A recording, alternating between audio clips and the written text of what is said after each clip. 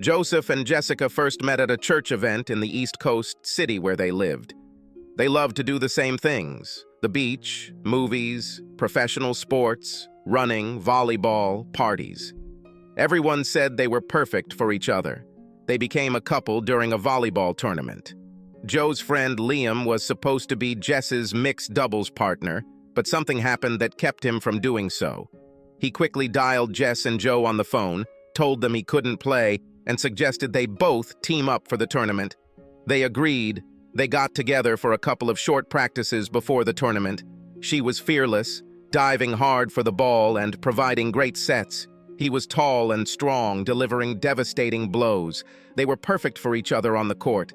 They won the tournament and had fun with the other teams at the bar afterwards. She was very tactile. She touched him often and was very interested in him. He was captivated by her beauty, and the frequent tactile stimulation excited him. In the evening, they reached her apartment. She kicked off her shoes and plopped down on the sofa. He plopped down next to her. "Wow, what an incredible day," Jess sighed. "This is very important to me too," Joe said. "When Liam said he couldn't play, I thought the tournament would be lost. When he introduced us, I thought you were cute, but we'd probably get knocked out early." "Well, that's what would happen," Joe replied. "Well, as I saw, you are a hot volleyball god?" "Do you really think that about me, Jess?" asked Joe.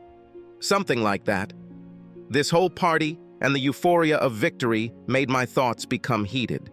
"I really like it," Joe said. He turned to her and quickly kissed her forehead. "I couldn't even imagine how good it would be today." It's not a realistic expectation of life when a friend approaches you and asks you to play your favorite sport with a partner who is so hot that your mouth goes dry and your head spins. Then it turns out she's not just eye candy, she can actually act. Yes, it was a good day. "Ooh, do you still have a dry mouth and feel dizzy?" "Yes." She rolled toward him until her face was less than a foot from his, ran her hand up his thigh, and ran a quarter of the way around the outside edge of the leg opening of his shorts. "How do you feel when I do this? Does this help?" "It helps me feel dizzy and dry, absolutely." "How about this?" She quickly slid her hand up the fly of his shorts to the waist on his thigh. He lost his breath. It adds another dimension that I'm not sure how to put into words." She leaned closer to his face, looked into his eyes, and said quietly, "This is, forces me." "What? What does that mean, Joe?" "It forces me. Stress, Jess, and makes my heart beat much faster. It makes me focus on how you turn me on rather than your volleyball skills." You know, I also have other skills, not just volleyball skills. I'm not really thinking about skills right now." He leaned towards her and pressed his lips to hers. He felt the softness of her lips as their hardness gave slightly, and then parted as her tongue slid across his lips. After a moment, he pulled away and simply looked at her beautiful face. "You are smiling. What are you looking at?" she asked, sparkling her eyes and smiling with moist lips. "I am amazed at how perfectly formed your lips are, how gracefully your eyelashes highlight your amazing eyes, how attractive your nose is, the 3 freckles under your right eye. So cute. The color of the skin of your cheeks. You are perfect, Jessica." This is all just scary. For the next 2 minutes, not a word was spoken. A tear appeared on her cheek and, leaving a sparkling trail behind it, flowed down. Then her face moved closer to his. Her lips met his. Her tongue pressed against his. Her hand moved to the front and center of his shorts, testing his claim of hardness. "I really want to see what else I can make you feel. Come with me." She picked him up from the couch and led him to her bedroom. When they reached this spatial location, she quickly pulled his shorts down his legs and immediately pulled his shirt over his head. She then took his hands by his wrists, placed them at his sides, and slowly stepped back, looking into his eyes. She slowly pulled her sleeveless t-shirt over her head and tossed it aside. She noticed how he quickly looked from her eyes to the lace sports bra and back again. She smiled. Although she looked into his eyes, his manhood was still visible in her field of vision, standing at attention.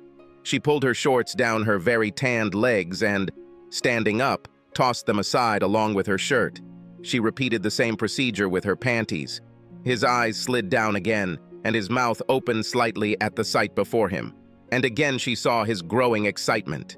She smiled widely. Her hands slowly moved up the sides of her bra, forming an X on her breasts. She waited, looking into his eyes. She slowly pulled the lace fabric over her head and stood with her arms above her head, still looking. She saw his eyes slide over her chest. She tossed the cloth aside. She took a very slow step towards him, now staring at his manly tool. He frowned, as if calculating how long it would take her to get to him.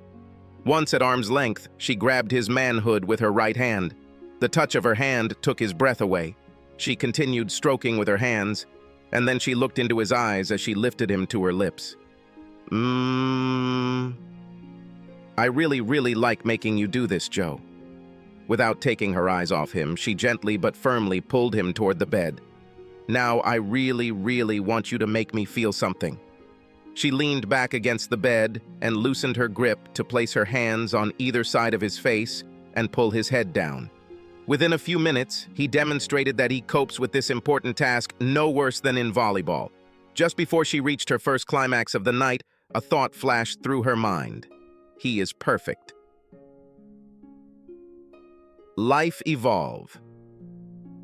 After more than a year of dating, they chose a wedding destination on a Caribbean island, and after about 2 years of marriage, they vowed to become one life, one love, abandoning all others, and they got married. They both loved having sex with each other, although Joe sometimes felt like he had a hard time keeping up with Jess. They bought an old house in a great location, and within a few weeks they christened every room and, on a moonless night, the backyard. They were attractive people. Joe was once offered a modeling contract, and Jess had the face of a real cover girl. She was a C-cup and had barely the minimum required amount of fat on her 5'8" body to be healthy. They were athletically built and kept in excellent shape. They made good money. She worked in the technical equipment department, and he worked in the software development department. They had a lot of fun. They worked a lot. His hobbies included mountain biking and photography. Her hobbies included cooking, keeping up with pop culture, and staying in great shape. Jess loved pop culture quizzes, and she loved having fun to show off her exceptional cooking skills. Their friends and family couldn't imagine a more perfectly matched couple. They did everything together and seemed to agree on almost everything. Yes, even politics. In an era when it was politically wrong to be conservative, they were. They both agreed on candidates and even the issue of bonds on the day of local elections. Whenever they had any disagreement on any topic, no matter how personal, they would immediately talk about it fully, even in front of a group, and then come to an agreement and make up, even if they had to walk down the hall and rent a room to properly handle your makeup. When this happened, the friends simply shook their heads, smiled, and said to each other, yes, they are perfect for each other. They were both very good at their jobs. They were both respected members of the team. There was no junior team member at their job, nor a supervisor. Joe's work in computer software development even helped Jess in her work when she was having some problems with a new software package her company paid to develop for her business. It was in beta testing, and she was trying out parts of it. One evening, Joe heard her arguing in their office and went to see what was going on. When she explained the problem, he looked at what was happening and saw the necessary changes to the software. He thought for a while and wrote a small piece of program that was called Routine in his office. He inserted it into their program. It worked like a charm. She thanked him verbally and physically, profusely when he explained what he had done. Her work went much faster, and the program worked better for everyone in the company. She didn't tell the company about his change, and he was happy for her when the company gave Jess credit for finding a better way to use their new program. He brought routine into his work and told them why and how he came up with it, and they found it useful in some of the software they were developing. They both wanted to live a good life and manage their finances so they could enjoy good vacations and move into a better house and have better cars. Occasionally, Jess would be involved in a project that resulted in a major sale of her company and would receive a large, sometimes six-figure bonus for her participation in the project. When this happened, they sometimes assessed the markets, trends, and their resources and bought a home, usually renovated. Then they made it rentable and rented it out. After 7 years of marriage, they owned 3 houses and a condominium. Joe was their home renovation specialist and rent collector. He enjoyed solving these problems and making small upgrades such as installing electronic keypad locks and security cameras, installing or repairing sprinkler systems, and fixing Wi-Fi problems in the home. Since he had a day job, these activities took up some of his free time. When things like that took up his time, she usually just worked more at her company. One Saturday, shortly after their 9th anniversary, he planned to work on the lawn watering system at one of the rental shops. She thought she simply lacked personal attention, so she took matters into her own hands. "Joe, baby, before you waste your time with those water pipes, I need help with a problem. Is there a visible leak?" He yelled from behind the garage door he was about to walk through to get to his truck. "Because there aren't that many pipes going through our bedroom ceiling." "Then you better check it out." He put down his tools and headed upstairs.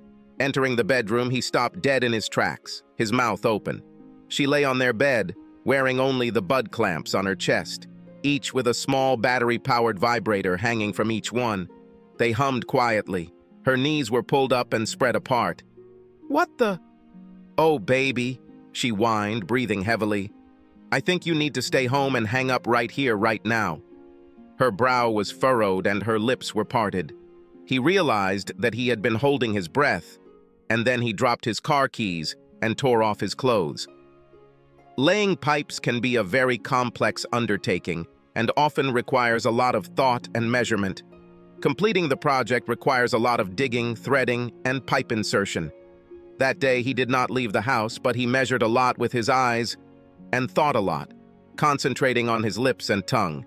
Digging, threading, and inserting parts of the project went very smoothly indeed. So much so that each of them experienced multiple climaxes by the end of the project. They had talked about having children as soon as their finances allowed, and now that they owned several houses and their bank accounts totaled 6 figures, Joe was eager to get that phase of their life started before they were older. She insisted they wait a little longer to nail down a couple of career goals and make sure their financial future was on the best path. She got a promotion and felt like she had a real career, not just a job. On their 10th wedding anniversary, they won a game of cornhole at a party thrown by their friends and family. The theme of the party was perfect for each other. The entire group then departed in 2 rented limousines for a 4-day tour of the vineyards. Returning home, Joe and Jess began shedding their clothes as soon as they walked in the door and celebrated their anniversary like a married couple should. They celebrated in the living room, on the stairs, and in the bedroom. Life was good, after all. They were perfect for each other. Jess was recognized for her efforts at work when she was promoted to the new position of Director of Divisional Services. She was absolutely delighted and told Joe about it. When she got home, they went to dinner at La Pommade and celebrated again when they got home, several times that evening. At work, she met a very handsome new guy, very similar to Joe, tall, handsome, in good shape. He was a newly hired director of new accounts and lived in New York, but traveled to the Department of the Interior at least monthly. Many of the women in the office were turned on by his easy smile, the latest fashionable suits, his stylish haircut, and his flirtatious manner. Her workplace had a policy that people did not develop romantic relationships between layers of the organizational chart, so seniors such as the director were discouraged from dating those in lower strata. But there was no hard and fast rule defining no relationships between those at the same level of the organization. The CEO, Miriam, was a divorced mother of 2 who enjoyed the company of handsome young men. The new guy's name was Curtis Stanley. He definitely noticed Jess. His initial mental assessment was, "Damn, Jess is one hell of a hot thing." He asked around, and discovered that she already had a perfect marriage. He unilaterally decided that no marriage could be perfect without some sexual adventure to spice up the wife's life. Curtis and Jess went to lunch several times to discuss business since they were equals. Curtis did some serious research and found out what her husband does for a living and what her favorite places, activities, and foods are. It also became apparent that she was truly proud of her accomplishments and how she had worked to earn her recent promotion. In meetings and lunches, he often tried to direct comments on topics that emphasized concepts of achievement and made her feel good about herself, saying that she was becoming a better person and more valuable because of her achievements. Their company focused its new account work on New York because it had several potential clients there, and Curtis focused on accounts of the size that would fall into Jess's zone. He often asked her to come to New York to help explain how her division would provide good service after a client signed a contract with their company. She was good at it, and he made sure to highlight her contribution to the contract so that she would receive praise from her boss and colleagues. He very skillfully maneuvered discussions at work so that comments were made that emphasized what a valuable and quality person she had become and how much the company's leadership team valued having someone of her caliber on the team. After work, when she came to New York for meetings, Curtis ensured that they went to the best places and the most interesting events. Jess was looking forward to spending time with Curtis. A few months after her promotion, she found herself caught up in all this, and she and Joe were having sex less and less. Joe initiated a couple of discussions about their relationship, which usually turned into her complaining about work and stress. To try to make amends, she planned to surprise Joe for their anniversary. She booked tickets for a September trip to Italy, where he had always wanted to go. So they could plan together. She told him about it in May, and they celebrated by spending the day either in bed or looking at places to visit during the trip. A few weeks later, her company scheduled an executive retreat for July in Miami. She had to be present. She made a big decision and told Joe about it over dinner. "Joe, honey, I have bad and good news. What do you want to hear first?" "Just put it out there, baby." "Okay, I've decided that in order to save money so we can continue to grow our family, the September trip to Italy this year is being pushed back to a future date, and we'll be going to Miami in July instead." Joe was silent for at least a minute. "I thought you were having an executive retreat in Miami in July, baby." "Yes. This is a great thing for us. We get a hotel room paid for by the company for the week, so that saves us a lot of money. It's a great holiday destination and party town with lots of great beaches and restaurants. I bet we can even play volleyball on the beach." "But if you work, how will we play volleyball or do anything together?" "Work should be finished by lunchtime every day, and we can stay the following weekend to make sure we have time just for ourselves, darling." "Well, baby, I think we have enough money in the bank and I'd love to spend a week in Miami, but I don't see why we have to cancel our trip to Italy. I haven't been in the new place too long and I don't want to fly away so soon and remain in the dark for 2 weeks. I also don't think we'll ever have too much money in the bank, but that's beside the point. I have already canceled my tickets for September. We'll just have to restart this process sometime in the future, and now we can plan some fun things for Miami." Further discussion changed nothing. Joe decided to make a reservation at the restaurant in advance and see what volleyball tournaments were going on while they were there. Before leaving for Miami, Jess took another trip to New York. Jess never gave details about her travels, and when he asked what she did after work, it was usually described as dinner meetings with potential clients or a huge problem with a West Coast client that needed to be solved to occupy her evening in the East Coast time zone. Julie in Miami was a great place to relax on the beach. The restaurants were damn good too. They arrived in Miami on Sunday afternoon and checked into their hotel to get some beach time. They even got an hour of volleyball with a couple matches.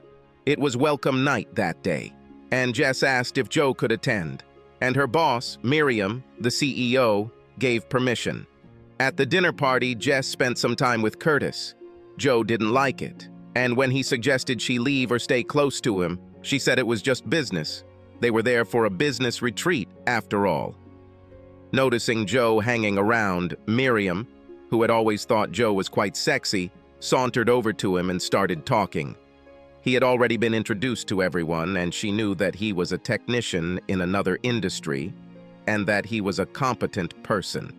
She had a few drinks and tried her best to entertain Joe. He sensed that she was getting a little too flighty, running her finger up and down his arm while talking or grabbing his wrist in certain places, and he tried to be polite, but made it clear that he wasn't interested in her, and then walked away. Toilet to get away from her. Miriam felt awkward and didn't like it. The event finally ended and Joe was able to convince Jess to hang out with him at the bar for more drinks, but Curtis showed up, and it wasn't much time together. In the end, they decided that enough was enough for today. Once in their room, she is too tired for any amorous activities. As Joe had feared, Jess's work sessions tended to run much longer than expected at 5 p.m., and they had 4 nights of executive-only events. He would often sit in the hotel hallway and wait for her to come out either at the end of the day or around lunchtime. Joe did get some volleyball time and the beach was full of hot women, but as nice as their attention was, their attention wasn't the kind of attention he wanted. When Miriam, still resentful that Joe had rejected her advances, realized that Curtis was making harsh remarks about people below the executive class, she joined in. She later used Joe as an example of worker bees versus supervisors when the topic of people at different levels came up in hiring discussions. In short, Miami wasn't a big anniversary celebration. Including weekends after work, they had sex maybe 4 times. Disappointing anniversary celebration for Joe. Jess left, excited about her place in the company. When they returned from Miami, life continued much the same as before. He worked, she worked. A lot in New York. Whenever Joe asked about her time there, he received the standard answers. In mid-September, he made another attempt to talk about it. Baby, until this year I never thought your company was so focused on New York. What changed? Asked Joe. You're right, dear.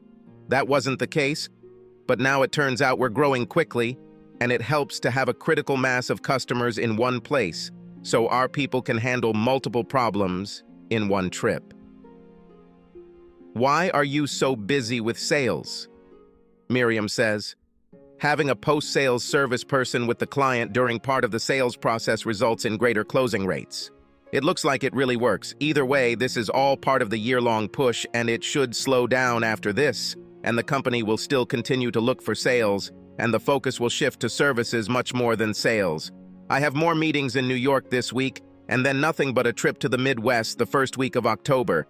Joe was looking forward to having her home for the next week, and hoped that when this year-long aftershock was over, they could get back on track.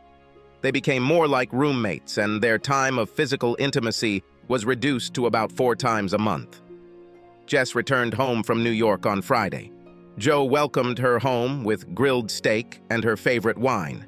She hugged him and kissed him briefly. A little later, she poured herself a second glass of wine and said, "Thank you for preparing this wonderful meal, dear. It's like a holiday." "Baby, I'm just happy you'll be home for the next week. I hope we can relax a little." "The relaxation will be too short, honey," she replied. "I need to return to New York on Saturday evening." "Tomorrow? I thought you'd be home all next week. What should you do on the weekend?" Joe was clearly upset. "I'm really sorry. This is how the plan falls apart," she said categorically. Joe stood up and silently put away the dishes. She sat like a leader, watching him move around the kitchen and dining room, and sipped her wine. They barely spoke while he was cleaning. Since he was cleaning and didn't feel like the evening was going to be a really enjoyable one, he moved into the laundry room and started loading laundry. "Do you have anything I can wash before you leave, Jess?" "No, that's not necessary, Joe. All is clear." "All is clear? You just returned. It's usually expensive to do laundry at a hotel. Does your company pay for this?" "No, I did it at Curtis's apartment." Why? That's where I stayed the last couple of times in New York." Joe looked at her silently. His mind was in shock. It just didn't make sense. Were you trying to save money or something? Why did you stay with him?" "No, this was not a cost-saving measure. Look, I think there needs to be some change in our lives, in my life. In a very short time, I will be looking at 40 in the rear view mirror. When I look through the photo album of my life, I want to see certain things. If my life stays the way it is, these things will simply never happen. The last 2 meetings in New York brought all this to the fore, Joe. Now I'm the executive director. I work with top managers and deal with them now. I am a director and have been working with another director in our company for several months. After work, we can go to the Broadway Theater and see a play or to the Metropolitan Museum of Art. We dine it at the Rainbow Room and places like Luger and did a lot of fun and elegant things. He is always dressed in impeccable tailored suits and treats me like a queen. These are the images I want to make the rest of my life out of. Joe, you're a good guy, and we had a great time and did some fun things, but I just can't see someone like you in the pictures I want to fill in for the rest of my life. You will always be a good guy, a good-looking guy who is content to be a lower-level service provider, the guy who installs door locks and sprinklers. You will never become a leader to whom people obey. You will never be what I want, no, what I truly deserve and truly need. You and I are just different people. But baby, we talked about children and our future together. I don't think this body has time to break down long enough to make babies. It won't happen, Joe. Crap. Did you sleep with that guy in New York? This is not a question you have the right to ask me. Why not? I'm your husband, the person you married and said you loved. Once. This is my body. I will sleep with whoever I want. If I want to fuck the entire New York Giants football team, it's none of your business. 2. I think I probably never really loved you or should have, so you just need to understand that it was a mistake and be mature about it all. 3. I'm filing for divorce, so it will be. And don't call me baby anymore. I just don't think that's an appropriate way to address someone who isn't your wife, or isn't going to be. We will no longer sleep in the same bed. Joe was completely stunned. Various thoughts were spinning in his head.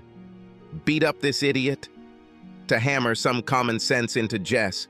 Throw her out of the house? Pack your bag and leave the house? What did he do that was so bad that she felt the need to look elsewhere? Was he actually a lower-class man than Jess, or this other guy? Let me try to understand the situation, Jess. You are going to divorce me because you would rather be with another man who is better than me, right? Oh, no. Yeah, I think that's a fair summary, Joe. When you were first promoted, you didn't feel it. We celebrated and talked about how this could shift our schedules for the kids. Since then, I realized that we are just different people. But you always told me that we were perfect for each other. Why not now?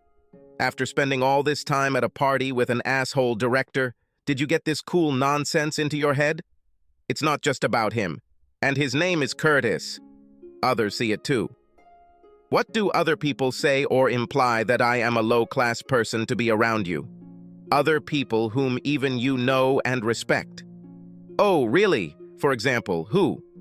Miriam, you know, and Gloria, the financial director, and another director at work. Seriously? I thought Miriam liked me. So your entire new group of executives at your company thinks I'm a low-grade idiot. Please don't delay, Joe. Are you going to take the guest room or am I? It's really not suitable for us to share a bed anymore. Oh my God, Jess!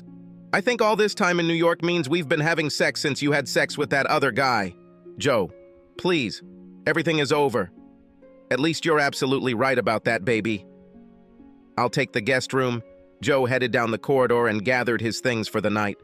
While Jess was flying to New York, Joe was looking for a family lawyer.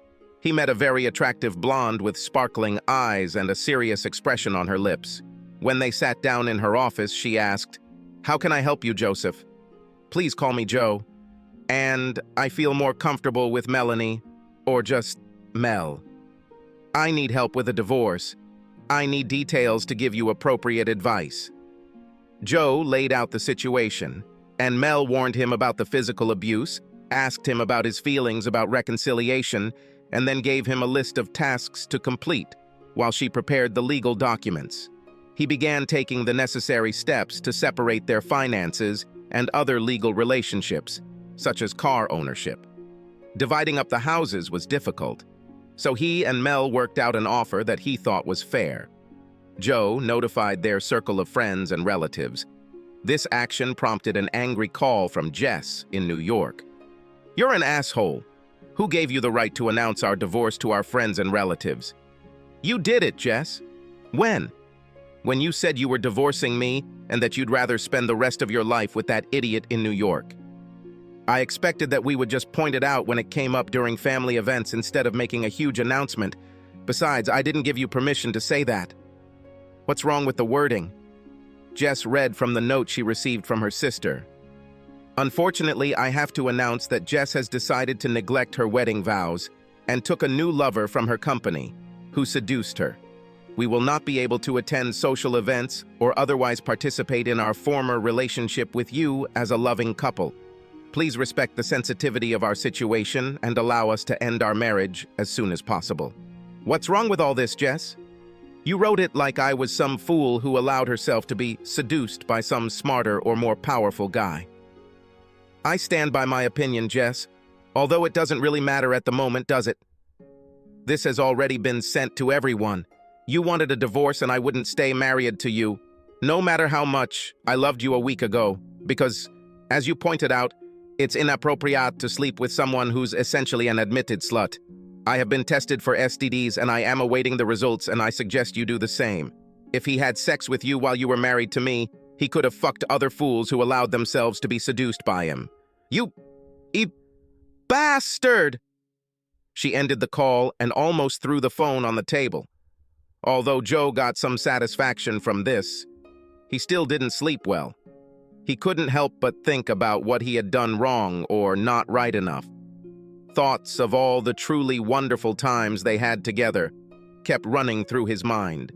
The trips they took, the places they made love, the ways they made love. The food seemed to be losing its taste. Their lawyers did their jobs, and the assets were divided. They each maintained their own retirement accounts, and the cash accounts were separated. Credit cards were canceled and reissued to individual accounts. He didn't want to live in the house they lived in when they were in love, so she got him in the apartment since it was closer to the city center and better suited her new self-image. The documents were changed and recorded. He moved into an apartment since the two houses that remained behind him were permanently rented. His apartment was not far from the condominium they once owned together. 2 months after Jess announced the need for changes in her life, with the exception of legal matters, they no longer spoke. From time to time, they found themselves at the same church or social events. The first time she took Curtis, she insisted on reintroducing him to Joe. Curtis extended his hand and couldn't help but grin. "I've heard a lot about you, Joe." Joe looked him in the eyes, but did not extend his hand. "Mutually. I wish I knew where this was going when I first met you in Miami." Joe looked at Jess, shook his head, and turned away. As time went on, Joe observed the actions of their mutual friends and divided them into 2 groups, those he could trust and those whom he could expect that anything he said would most likely come back to Jess.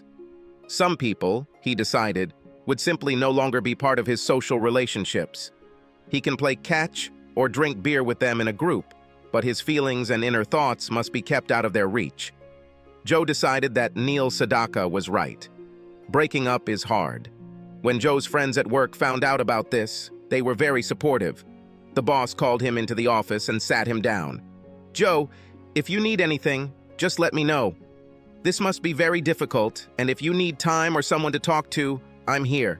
I've had relationship problems in the past, and sometimes it helps to make decisions and keep things organized in my mind to talk about them.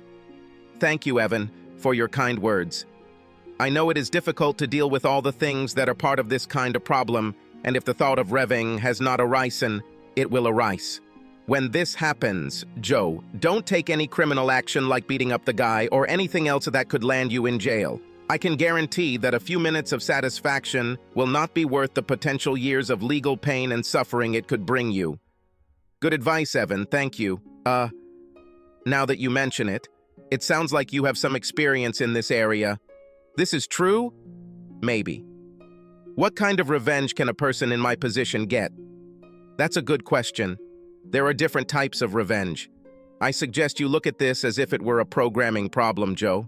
Lay out everything, specifications, risks, unacceptable elements, such as physical violence, and various areas that you might consider to provide what you might consider to be retaliation. Maybe financial, maybe legal, maybe social. You have to decide what areas are important to these others, and be creative, as you have been in your work here. Okay, you've given me a lot to think about. If you need time, just let me know, Joe. Joe went out and sat down at the table to think. He got permission from Evan to use the conference room and got to work using an old board on an easel. He listed the following types of revenge: social, financial, professional, self-esteem, legal. He decided to gather a couple of his close friends at work and help him figure it out. They persuaded him to add physical and technical pain to the list. They laid out a matrix with these categories in the column on the left and ideas of revenge in each category on the right. They allowed ideas to flow freely without judgment to facilitate creative thinking, and ended with some outlandish ideas and some that were promising. At the end of the day, he took a photo of the whole thing and put the whiteboard in an empty box from a large whiteboard that was mounted on the wall and put it in the closet at the back of the room. Evan called him and said he hoped Joe would feel better and repeated his offer to do what he needed to do. But after today, please limit his use of other people's productive time before lunch and after work. Joe thanked him for his patience. A couple of days later, a friend from church was playing racquetball with Joe. "Are you going to participate in the annual church beach volleyball tournament next month?" he asked Joe. "Well, I didn't think about it," Joe replied. "My volleyball partner and I broke up. I know, but it always puts you in a good mood, and I thought you might want to join the boys' team or something." "Probably not this year," Joe replied. "Okay. I saw that Jess checked in and thought of you, Joe. Did she sign?" "Yeah, mixed couples." "Oh, what is the registration deadline?" "A week before." "Okay, thanks for the reminder." After thinking about it all night, Joe took out the board after entering the office. He drew a new line at the bottom and added sports results to the first column. At lunchtime, he asked his vengeance team to spend lunchtime working on the matrix in the conference room.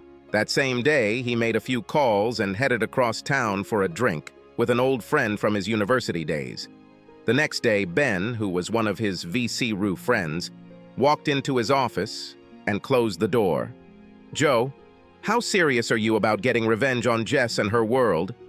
"That's a good question. Why?" "Because a lot of what we put into the matrix could be construed as just letting off steam, and some of it could be criminal, like physical violence. But that was only because you guys thought it would be funny. I'm not actually going to kill anyone. I have to admit that I wouldn't feel any remorse if the dickhead disappeared, but I wouldn't take any action to kill it, and at this point, I would never bring Jess back. I could never feel the same way or even trust her to any degree." "Okay. This is good to know, but there are other areas where the consequences could be much greater than any of us might think. If you ever thought you might get back together with Jess, you'd want to avoid things like this. Never again on God's green earth will I enter into any relationship with her that involves trust, affection, or physical contact. I was ready to do anything to make it clear to her how much she had lost by leaving me and our marriage. I want her to deeply feel that, in essence, spitting on a person's love and trust has consequences. Love and trust are crucial to a full and enjoyable life, and she knocked all of life's expectations out from under the man who loved her and gave her his heart and soul." "Okay, Joe. And yet, Ben, where did you get this from?" "I have a few more things to think about, and then we might need some advice from Evan or someone with legal experience. I'll call you back." Joe continued walking along the path. Some days are better, and some days are not so good. He tried to focus on work and volleyball. He found a teammate and decided to take part in the tournament. At work, he erased the physical pain line of the matrix and directed his attention to new work projects. He didn't hear anything else from Ben and figured it was probably just a mental exercise to remind him not to exercise. Evan, his boss, did not comment further on the situation. The volleyball tournament was a big event. There were teams from even neighboring states and other churches, and since they were using it as an outreach program, participants were invited who were not affiliated with any church. It has grown a lot from just a Sunday church fun event that Jess and Joe won 10 years ago. This year, it started on Friday and continued until lunchtime on Sunday. For dinner after the award ceremony, the churches hosted a huge barbecue feast. Jess and Curtis were quite a dynamic team and made it through to the mixed doubles. Of course, they made it to the final against Joe and his new partner, Deirdre Dee Hughes. She was a stunning green-eyed beauty in her 30s, with fiery red hair that seemed to form a round halo around her head when you looked directly at her. Her skin was covered in freckles from exposure to the sun. That skin was stretched smoothly over her 6-foot B-cup figure, which she covered with the 3/4 sleeve shirt she and Joe wore as a uniform. There was usually a decent crowd for the finals, but there were rumors of possible subtext to the grudge match, and everyone wanted to see which way it would go and if there would be any emotional outbursts. It was a big crowd. There was one issue that could cause temper tantrums when Joe didn't shake hands to start the match. He claimed that he had an arm injury and did not want to take any chances with it before the match. The match went fairly smoothly, although it probably suited Joe and Dee Dee more than Jess and Curtis. The last team was fast and strong. The other team was like ballet on the court. Joe and Dee Dee seemed to simply be where they needed to be to hit the ball or make the shot. Dee Dee was stunningly graceful, and her ability to fly into the air at incredible heights to strike or block left audiences gaping. There was a point during the second game where things seemed to take a different turn by about 5 points. Whenever Joe got a chance to make a point, he seemed to stop aiming for the open court and start hitting the legs of his opponents. On one of these death throws, he looked like he was about to hit the ball into the open court, but he turned his fist in the opposite direction and hit the ball over the net at his opponent. He hit Curtis square in the face, knocking him to the ground. The game was stopped for a few minutes to wipe the blood from the nose with a rag. After that, there were no more attacks aimed at opponents. The match ended fairly quickly. In straight sets, 21-4, 21-0, a crushing defeat for Jess and Curtis. After the match, the teams met at the net to shake hands. Joe extended his hand and Jess said, "What about your hand?" "It's okay, ma'am," Joe replied. Then he said loudly, "Good game." Then, quietly enough so that no one would overhear him, he added, "You're a team of losers." Jess violently tore her arm out of his grasp and hit him, but he dodged as deftly as he had previously moved across the court. She glared at him, looking around to see if anyone else had heard this conversation. No one was close enough. Many viewers felt that Jess was a total loser, and her jealousy took a swing at him. Everything went smoothly at the awards ceremony. Jess was a little offended when she learned that for the first time, the small engraved plaque on the perpetual trophy would not only have the names of the winners, but also their opponents and the score.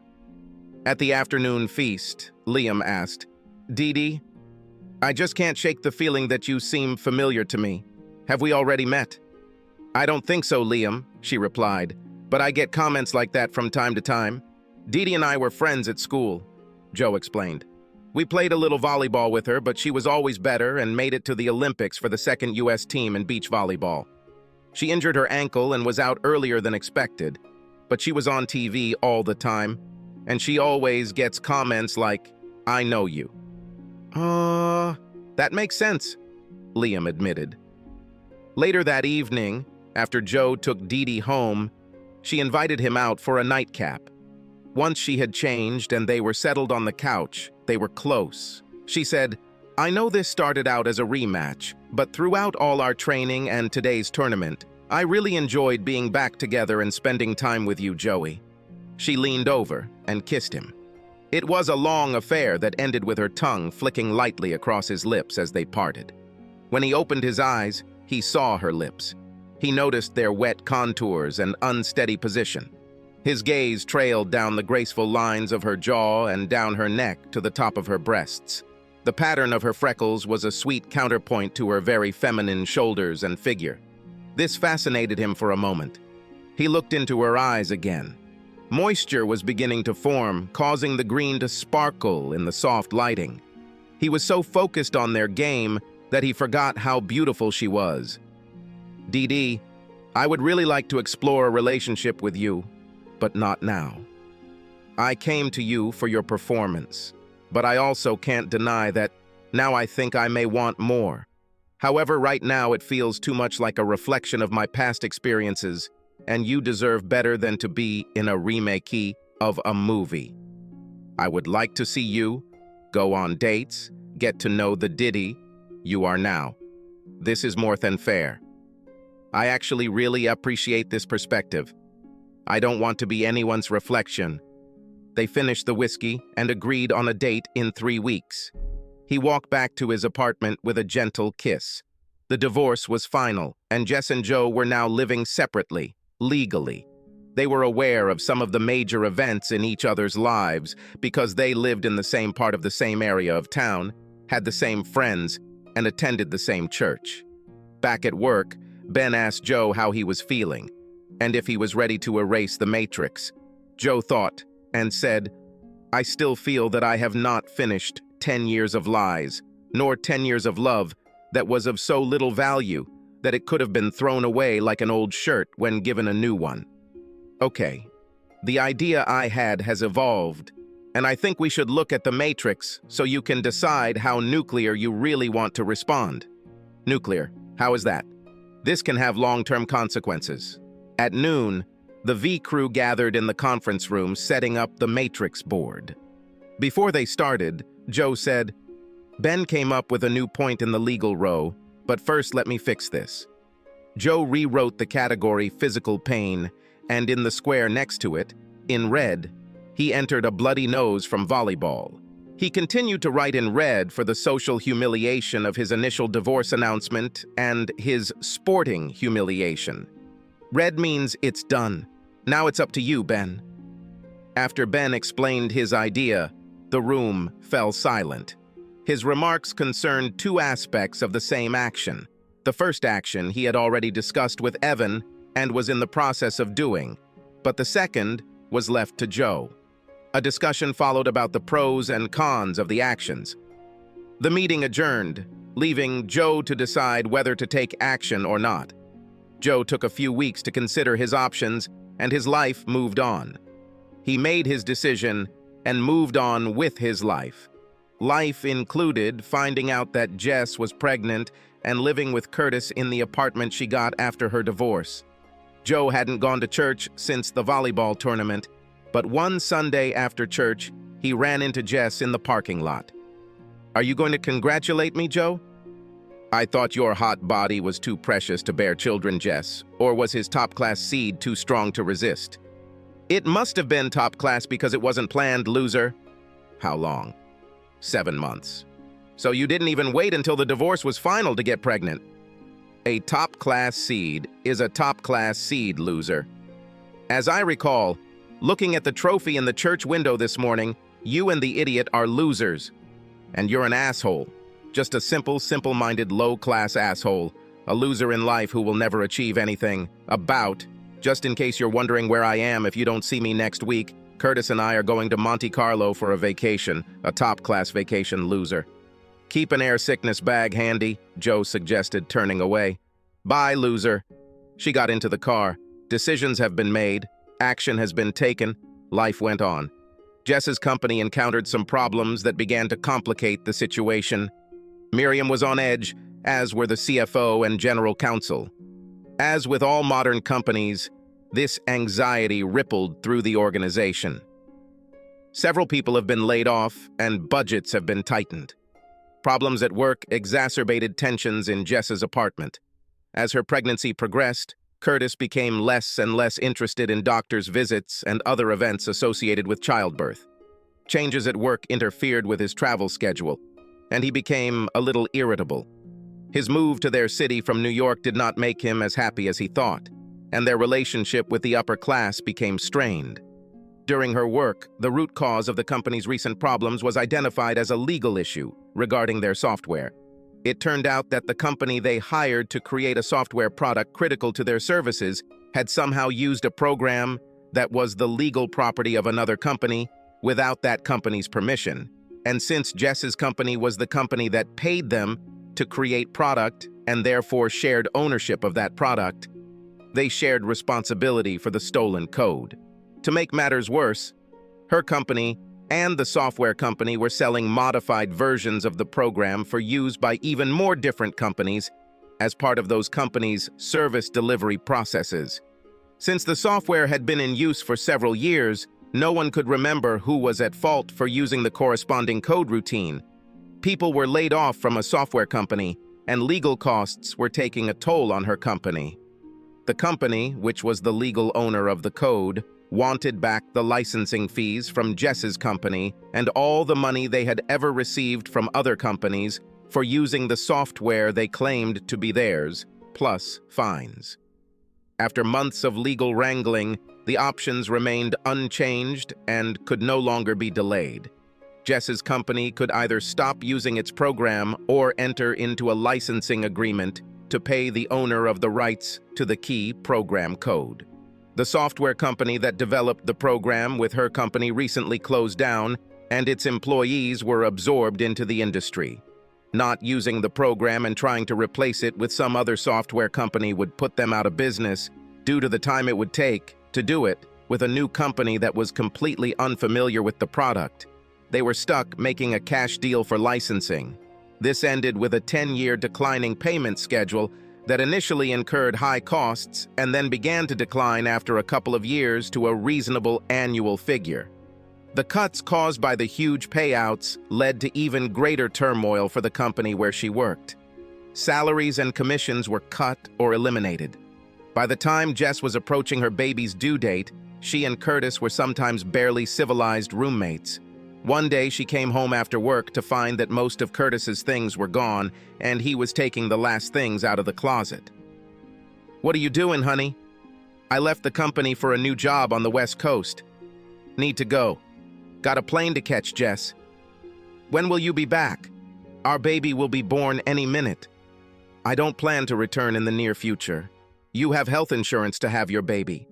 But what about everything we talked about? How to raise him and take care of him?" "Yes, the more I thought about it, the more I realized that this was not for me. You know what kind of person I am, Jess. I love good restaurants, art museums, and holidays in Monte Carlo. I don't like diapers, strollers, or postponing vacations because of a child." "Curtis, how can you say that?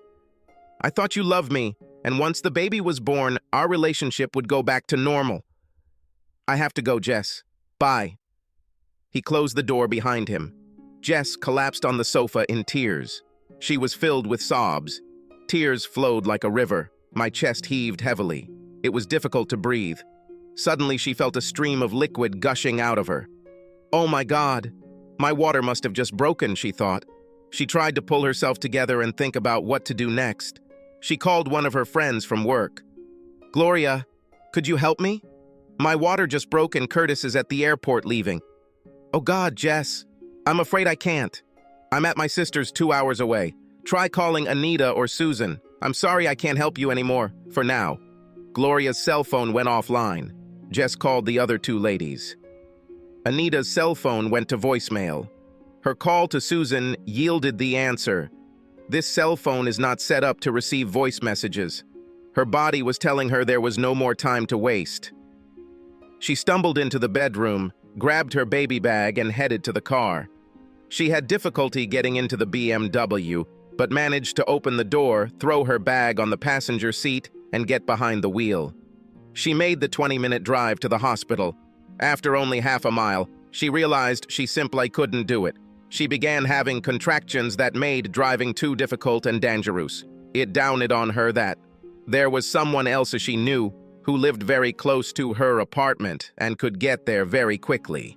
She found the number on her phone and pressed the icon on the screen to dial. "Hello?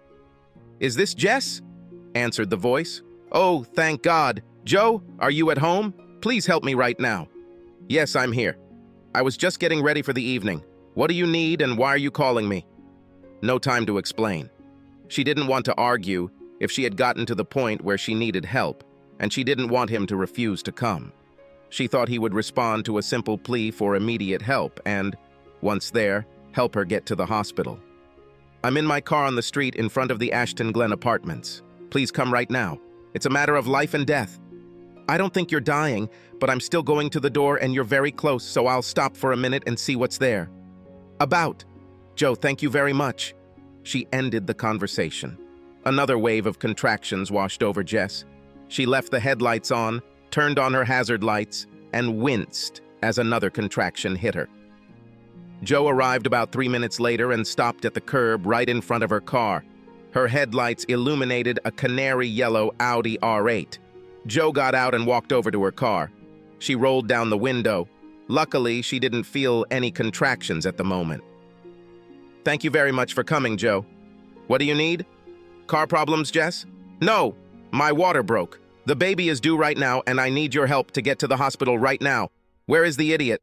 "Curtis just left for the airport. While you are giving birth, just call him back." "He will not return." "What do you mean?" "He broke up with me. He doesn't want a child." She started crying again. "I can't understand you if you're going to cry, Jess. I'm really sorry. I'll try not to do this." "Is he returning to New York?" "No. He left the company due to our financial difficulties. He got a job in the West." Oh. Another contraction overwhelmed her. "I'll help you get to the hospital, Jess. First, give me your phone." She handed it to Joe. He dialed the number. "Yes, thank you, operator. There is a pregnant woman standing directly opposite the Ashton Glen apartments on Avenel Drive. Please send an ambulance. Her water is broken and she's sitting in the driver's seat of a silver BMW with flashing lights. If you need more information, you can call this number back." He shoved the phone back into her hands. "Can you take me there, Joe? I don't want to spoil my new car. Where did you get it?